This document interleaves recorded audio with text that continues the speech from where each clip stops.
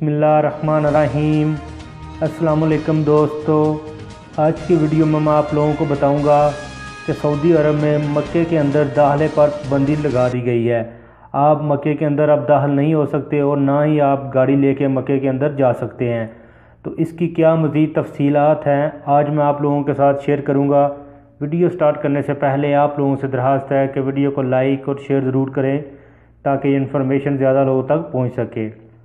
हाँ दोस्तों, हज इंतज़ामिया की जानब से हज मौसम के अख्ताम तक तारकीन और उनकी गाड़ियों पर मक्का मुकरमा जाने पर पाबंदी आयद कर दी गई है। गैर मुल्की खबरसां अदारे के मुताबिक रोड सिक्योरिटी स्पेशल फोर्स ने वाज़िया किया है कि हज मौसम के अख्ताम तक सऊदी अरब में मुकीम गैर मुल्की सिर्फ 3 सूरतों में ही मक्का मुकरमा जाने के मजाज होंगे।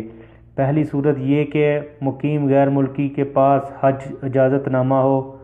दूसरी सूरत ये कि इसका इकामा मुक़द्दस शहर से जारी हुआ हो। और तीसरी सूरत ये कि मुतलका अदारे ने हज मौसम के दौरान मुअश्शर मुक़द्दस में ड्यूटी देने के लिए इजाज़तनामे जारी किए हों।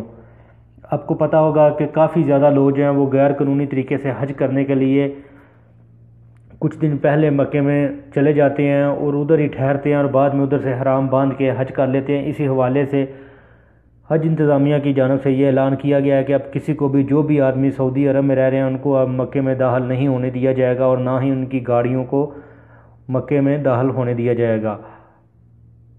और जैसे ही हज का सीज़न ख़त्म हो जाएगा फिर ये पाबंदी उठा ली जाएगी।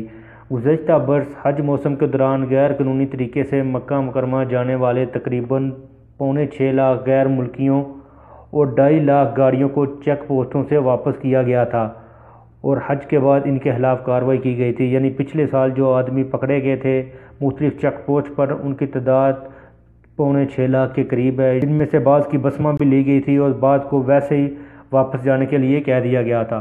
और इसी हवाले से ये पाबंदी आयद कर दी गई है ताकि मक्के में जो सिक्योरिटी का निज़ाम है और उसके साथ साथ जो रोड का निज़ाम है उसको बेहतर तरीके से अंजाम दिया जा सके। और ये पाबंदी जो है ये हज के सीज़न के बाद उठा ली जाएगी। तो दोस्तों, ये थी आज की वीडियो। उम्मीद है आप लोगों को पसंद आई होगी। वीडियो को लाइक और शेयर ज़रूर करें ताकि इन्फॉर्मेशन ज़्यादा लोगों तक पहुंच सके। तो मिलते हैं किसी न्यू वीडियो में न्यू इन्फॉर्मेशन के साथ। तब तक मुझे दीजिए इजाज़त। अल्लाह हाफिज़।